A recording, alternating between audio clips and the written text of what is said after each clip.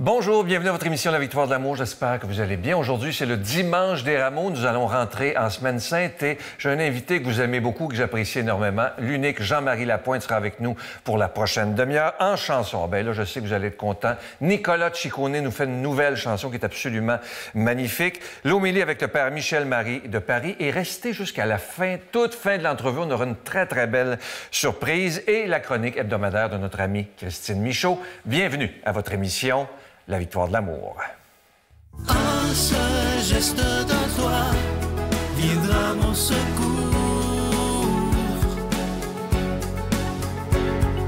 Viens semer dans mon âme le grain de l'amour.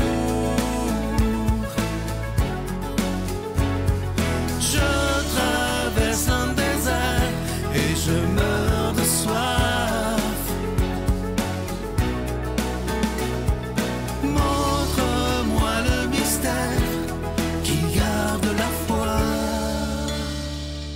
Cher Jean-Marie, toujours une joie de te retrouver.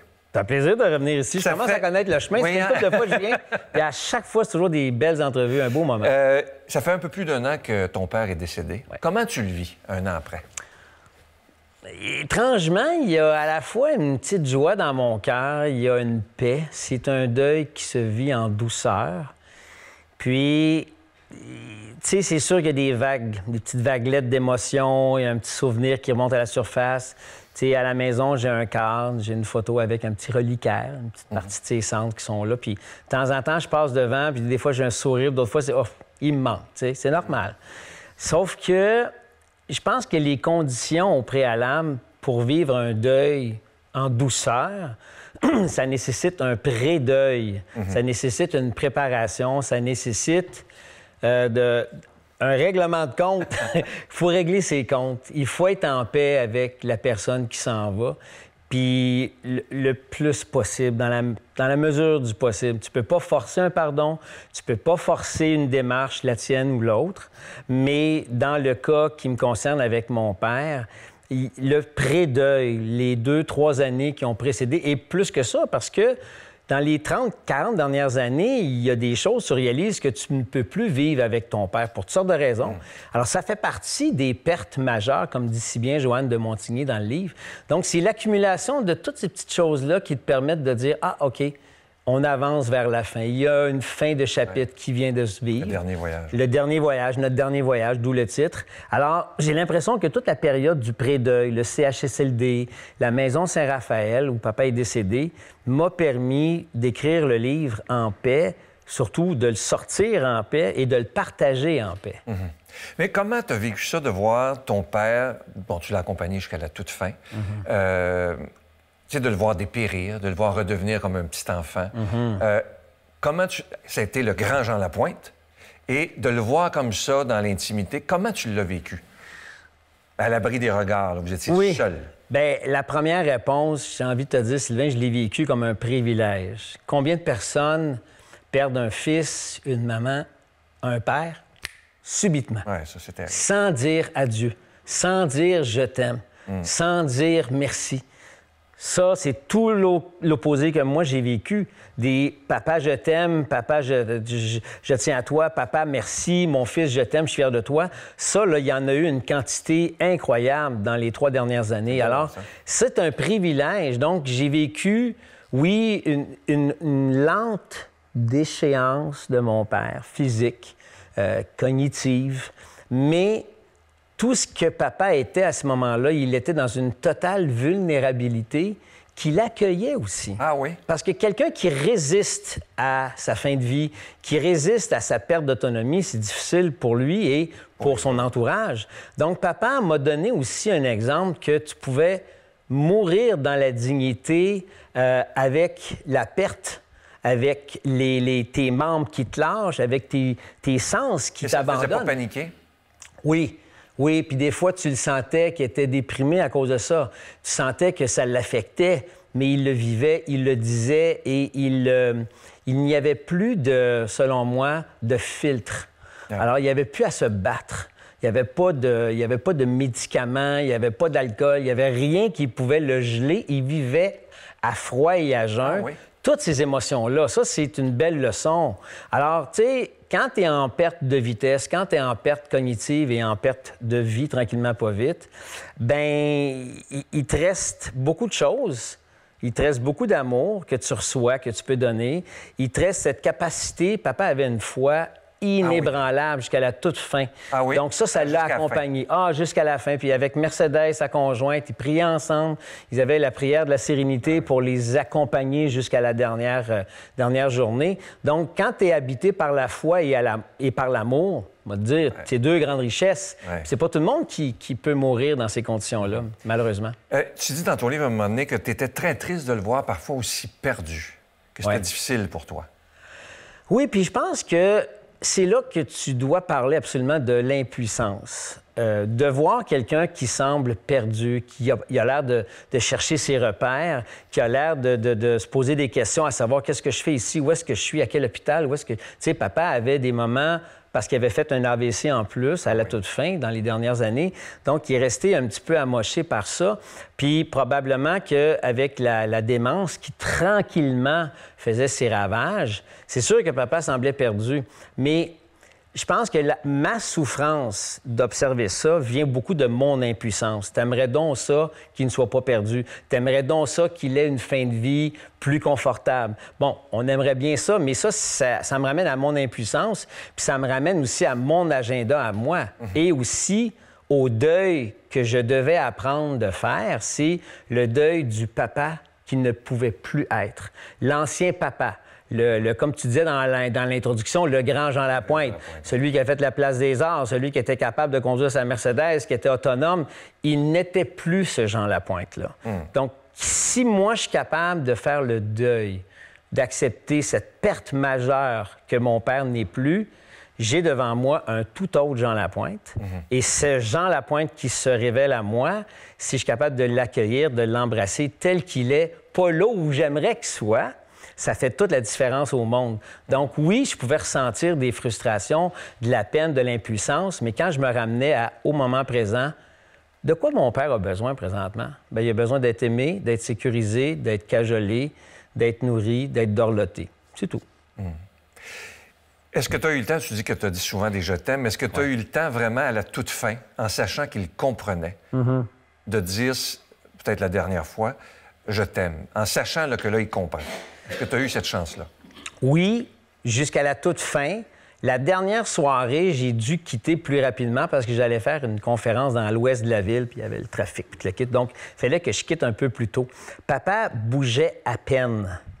Alors, si je lui dis « Bonne nuit, papa, je t'aime », et il ne bronche presque pas, j'ai peut-être pas la preuve physique qui me fasse un oui ou il hoche de sa tête. Mais 12 heures avant, oui. Les chances qu'il change d'idée, quand je lui dis « je t'aime » puis qu'il m'envoie promener, sont très, très, très minces.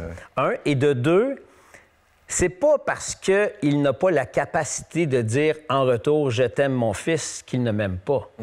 Alors moi, j'étais en paix et je comprenais son incapacité à pouvoir répondre tel que moi, j'aurais voulu. Et ça me donne une belle leçon comme... La job est faite. Le plus important, c'est-tu que moi, je lui dise qu'il m'aime ou que lui qui me réponde qu'il m'aime?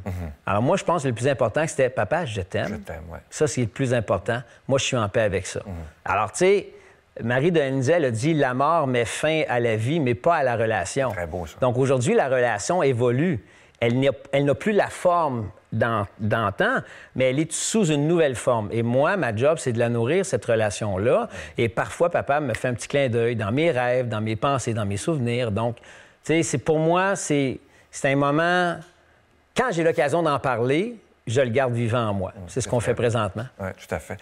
Tu as accompagné beaucoup de gens dans la mort, mais quand tu accompagnes ton père, est-ce que ça te confronte à ta propre mort?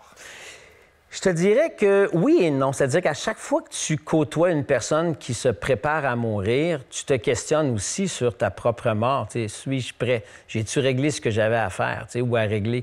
Avec ton père, c'est particulier parce que c'est toute ta vie qui est impliquée.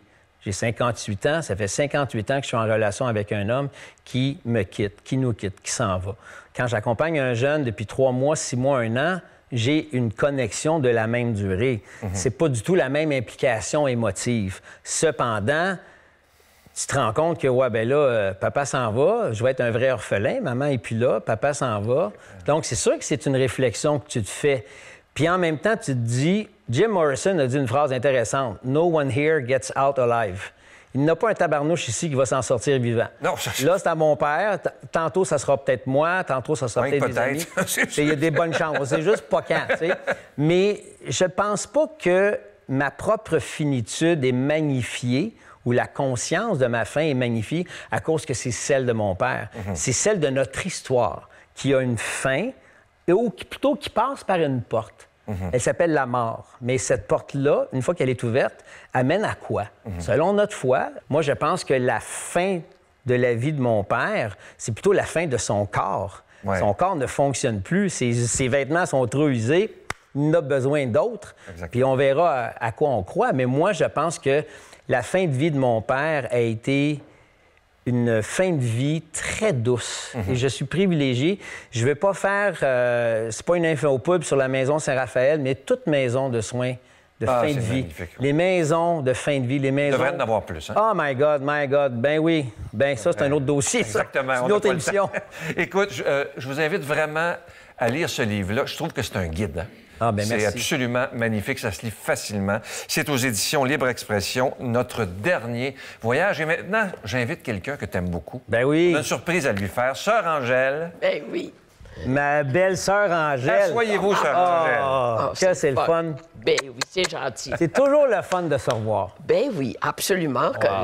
Ben oui, parce qu'on est toutes les deux dans un même terrain maintenant. Maintenant, Bon. je sais pas si tu le savais, mais Oui. là, on est rendu coloc.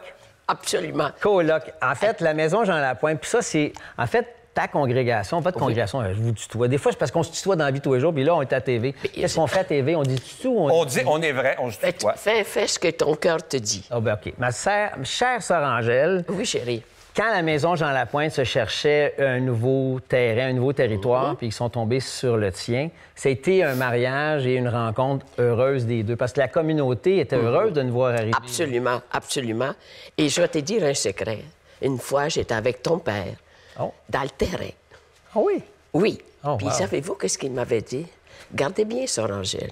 Mon rêve serait que cette maison-là, ce serait la fondation Jean Lapointe. Je te jure. Voyons donc, je ne savais pas ça. Ben, j'en ai jamais parlé. Wow! Puis il dit, c'est ça que ça me prendrait. Ben là, c'est- L'idéal, parce qu'il y a le terrain, puis Wow. tout. Et puis, je pense que les sœurs sont bien contentes de voir oui. que c'est une œuvre qui continue. À faire le bien. Ah, exact. Alors, Et nous, puis- c'est un rêve d'avoir un terrain magnifique. Ah, c'est très beau, Dans la... Je pense qu'on est dans la région d'Annecy. c'est Dans le antique, secteur de c'est Annecy, antique, sur oui, l'île de oui. Très Montréal. paisible pour le genre de Ben, terrain. on a le, tu sais, on a l'eau à côté, c'est magnifique, mais pas juste ça. Je savais pas que c'était un... Ah, ça me touche. Je savais pas que c'était un vide, papa. Absolument. Alléluia. Écoute, il m'avait dit ça. Wow. Puis moi, j'étais là, j'ai dit... Mais quand j'ai entendu la nouvelle, j'ai dit, coudonc, il avait déjà pensé ça, lui, là. Même l'autre bord, il s'est dit... Ben là, il a tricoté les fils pour que ça marche. Alors pour ça, moi, sœur Angèle, moi, je veux faire de ce geste-là officiel. Parce que là, je vous offre des belles petites fleurs. Mais voyons donc, toi. Mais c'est parce Là, que sœur écoutez bien, Angèle... Sœur Angèle, ouvrez grand vos oreilles. Mais sœur Angèle habite dans une petite maison Ah oui, que je sur connais. le terrain Oui. de la communauté des religieuses. Sauf que là, sœur Angèle puis les autres, ils disent « Ouais, mais là, la maison arrive. Est-ce qu'ils vont nous mettre à la porte? » Non. Ça, là, c'est votre clé virtuelle. Vous pouvez rentrer comme vous voulez, à l'heure que vous voulez. On vous garde comme coloc, mais on est un peu égoïste. On sait qu'on va bien manger avec sœur Angèle.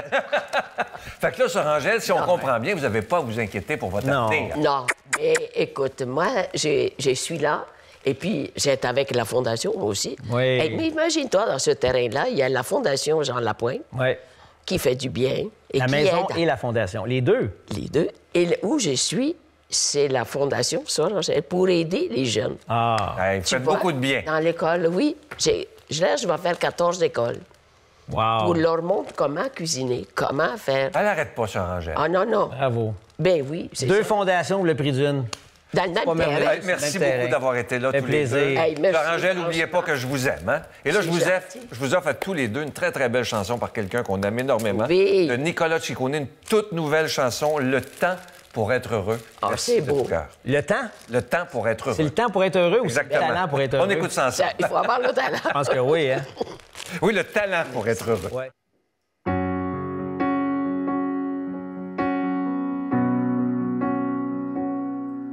Ça prend de la justesse pour chanter, ça prend du courage pour écrire, ça prend de la souplesse pour danser, puis de la sagesse pour bien vieillir. Le bonheur c'est plus compliqué, c'est un projet plus ambitieux. Faut le talent pour être heureux. Faut du talent pour être heureux. On fait tout pour combler le vide. Il y en a qui vivent pour le pouvoir, d'autres qui cherchent à faire fortune, ou même pire à toucher la gloire. On se perd tous au bout du compte. Le bonheur n'a rien donné heureux. Faut le talent pour être heureux. Faut du talent pour être heureux. Je l'ai jamais eu ce talent-là, pourtant Dieu sait que je l'ai cherché. Bien qu'on l'ait tous au bout des doigts, très peu arrivent à y toucher. J'ai tant de mélancolie en moi, ça vient toujours me rattraper. Le vrai bonheur se devine pas, faut y travailler. Suffit d'un baiser pour aimer, suffit d'un silence pour tout dire, suffit d'un rêve pour exister, puis d'un frisson pour ressentir. Le bonheur faut s'y entraîner, ce n'est pas fait pour les envieux. Faut le talent pour être heureux. Faut du talent pour être heureux. Je l'ai jamais eu ce talent-là, pourtant Dieu sait que je l'ai cherché. Bien qu'on l'ait tous au bout des doigts, très peu arrivent à y toucher. J'ai tant de mélancolie en moi, ça vient toujours me rattraper. Le vrai bonheur se devine pas, faut y travailler.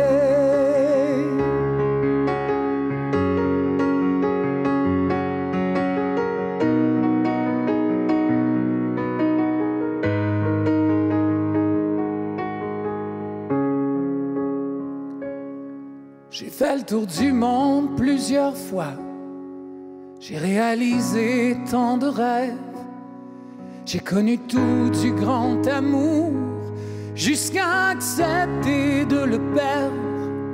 Mes amis me demandent parfois, toi qui as vu tout, qu'est-ce que tu vas faire? Je vais travailler à être heureux. Je vais travailler à être heureux. Notre Père qui es aux cieux, que ton nom soit sanctifié, que ton règne vienne, que ta volonté soit faite sur la terre comme au ciel. Donne-nous aujourd'hui notre pain de ce jour. Pardonne-nous nos offenses, comme nous pardonnons aussi à ceux qui nous ont offensés. Et ne nous laisse pas entrer en tentation, mais délivre-nous du mal, car c'est à toi qu'appartiennent le règne, la puissance et la gloire pour les siècles des siècles. Amen. Je continuerai à croire, même si tout le monde perd espoir. Je continuerai à aimer, même si les autres parlent de haine. Je continuerai à construire, même si les autres détruisent. Je continuerai à parler de paix, même au milieu d'une guerre. Je dessinerai des sourires sur des visages en larmes et je tendrai les bras à ceux qui se sentent épuisés. Oui, je continuerai à croire. Comme vous le savez, lorsque c'est le carême, il n'y a pas de cadeau du mois. Le plus beau cadeau qu'on peut vous faire depuis 29 ans déjà, c'est de vous offrir des émissions de qualité 7 jours par semaine. Et ça, là, moi, je trouve ça absolument extraordinaire. Et ça, c'est grâce à vous. C'est pas grâce à moi. C'est grâce à chacun et à chacune d'entre vous. Et ce que je trouve beau, c'est que tous ensemble, on s'est donné la main, alors que personne n'y croyait au début, et on est encore là après 29 ans. Merci de tout mon cœur. Merci de donner sans rien avoir, sans rien attendre en retour, afin qu'on puisse continuer d'annoncer la parole de Dieu par tous ces moyens modernes. Je vous donne l'adresse. La Victoire de l'amour, case postale 120, succursale Boucherville à Boucherville, le J4B 5E6. Je vous la redonne. La Victoire de l'amour, case postale 120, succursale Boucherville à Boucherville, le J4B 5E6. Également par téléphone, par carte de crédit du lundi au jeudi, de 8h à 17h dans le 514-523-4433, 523-4433 ou sans frais le 1-888-811-9291. 1-888-811-9291 et aussi sur notre site Internet, le www.lavictoiredelamour.org. Alors, merci de tout cœur de ce que vous ferez pour la victoire de l'amour, parce que lorsque Jésus nous dit dans les évangiles, je vous le dis souvent ça, lorsqu'il nous dit « Allez de par toutes les nations annoncer la bonne nouvelle ». Et Dieu sait que dans l'époque qu'on vit maintenant, sur cette planète qui est malade, qui a mal, il est temps plus que jamais d'annoncer ce Jésus qui est le Prince de la paix. Et on est tellement privilégiés, vous et moi, de connaître ce Prince de la paix. Alors merci de tout mon cœur et je vous rappelle évidemment que vous recevrez un reçu pour fin d'impôt.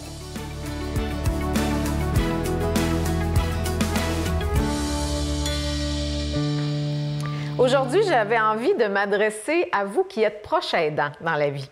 J'ai été très touchée dans les derniers temps. Je suis allée donner des conférences dans le réseau de la santé pour des gens qui étaient des proches aidants. Donc, j'ai fait des rencontres extrêmement touchantes. J'ai eu des discussions aussi, puis je me suis dit que c'est important. C'est vraiment important.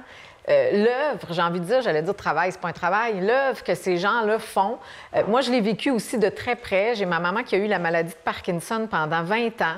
Mon père a été proche aidant, les enfants, la famille tout autour. Et je sais à quel point c'est pas toujours évident. Puis on veut tellement donner par moment, mais des fois, c'est au détriment de nous-mêmes et c'est ça qui est dangereux. Parce que dernièrement, pourquoi j'avais envie de vous en parler aujourd'hui, c'est que j'ai vu des gens épuisés aussi, à qui j'ai demandé « Mais qu'est-ce que vous faites, vous, pour vous faire du bien? » Ou qui s'occupe de vous? Si vous vous occupez de plein de monde, qui s'occupe de vous? Qui vient vous faire du bien? Qui vous apporte juste une petite joie pure, de la douceur, de la tranquillité? On oublie ça des fois. Et pourtant, c'est tellement important. Puis ce que j'ai eu comme confidence aussi, qui m'a beaucoup touchée, c'est des gens qui me disaient « Je suis proche aidante, par exemple, pour mon mari ou quelqu'un d'autre, puis il y a des gens qui me jugent, qui me disent que je devrais pas faire ça, je devrais faire ça, ou j'en fais pas assez, ou je sais pas quoi. » Puis je me dis « Mais ça m'apparaissait bien terrible. » Puis en même temps, bien, c'est juste la vie. Et il faut comprendre, tu sais, des fois, se mettre dans la peau de l'autre personne, cette personne-là qui aide, bien, c'est sûr que c'est pas tous les jours qu'elle a l'énergie à fond pour donner tout ce qu'elle doit donner. Parfois, elle peut être fatiguée, il peut être arrivé quelque chose, peu importe. Mais on serait qui pour juger? C'est déjà énorme ce que ces gens-là font. Alors moi, j'avais envie de m'adresser directement à vous qui aidez, que ce soit proche aidant, que ce soit peu importe ce que vous faites, mais qui êtes en mode aide pour les autres autour de vous. On l'a tous entendu, cette analogie-là, mais je me permets de vous la répéter. Vous savez, dans l'avion, si les masques à oxygène sortent, il faut d'abord mettre le nôtre avant d'aider qui que ce soit. Bien, c'est peut-être là qu'on a besoin d'un rappel dans la vie, c'est de dire comment je me nourris moi, comment je prends soin de moi. Puis c'est pas égoïste, c'est juste d'aller se remplir de belles énergies, d'amour, de tout ce que vous voudrez pour être encore plus en mesure d'aider, mais d'aider de manière équilibrée, de la meilleure façon qui soit. Alors, si vous êtes proche aidant, je vous dis merci, bravo, je vous embrasse. Bonne semaine.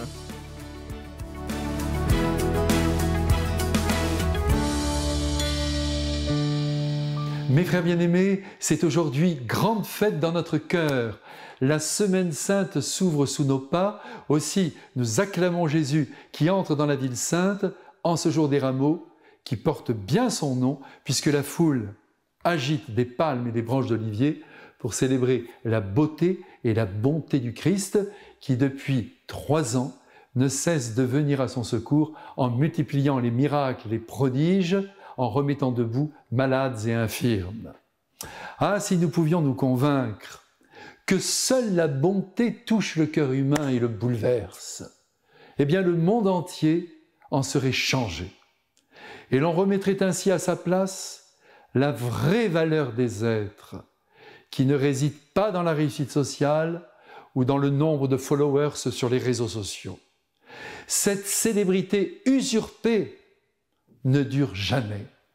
Elle ressemble à ce soleil d'hiver qui troue quelques instants le ciel gris avant de disparaître en une seconde. En revanche, la bonté ne s'oublie pas. On ne perd jamais la mémoire de la générosité.